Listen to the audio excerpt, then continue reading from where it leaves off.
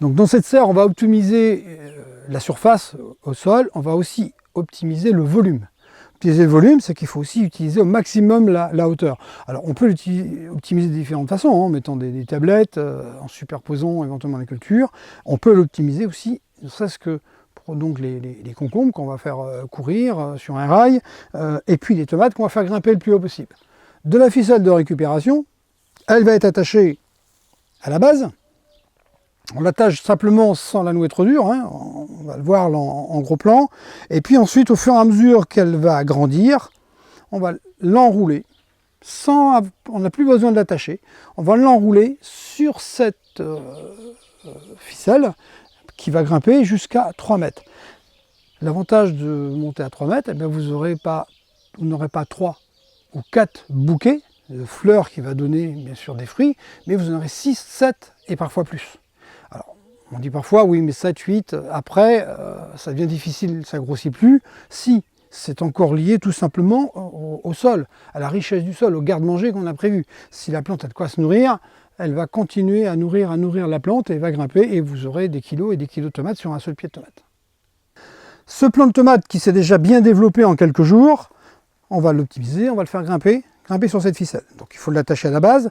Avant de l'attacher, on voit qu'il y a quand même pas mal de végétal. On va faire un pincement, c'est qu'on enlève les rejets qui sont là. On va pincer comme ça, tout simplement. Voir les plus grosses feuilles à la base,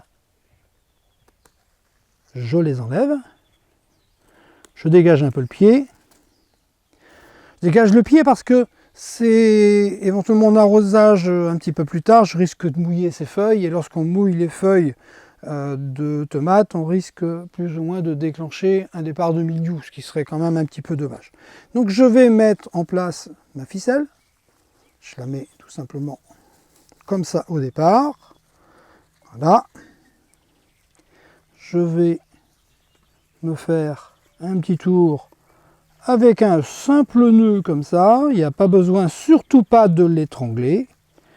Voilà, si la ficelle veut bien m'écouter, voilà, tout simplement sans l'étrangler.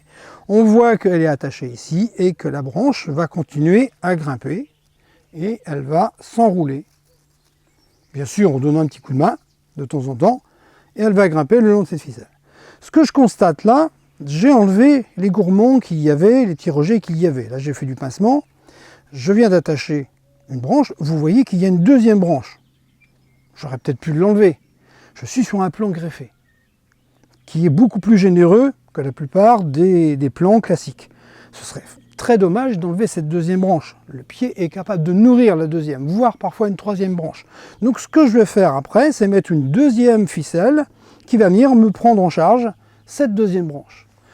Un plan greffé, on le sait, est nettement plus cher qu'un plan traditionnel. Et là, au lieu d'avoir un plan, une seule branche, un seul plan de tomate, j'ai pratiquement l'équivalent de 2 plants de tomates, donc 2 fois plus de production.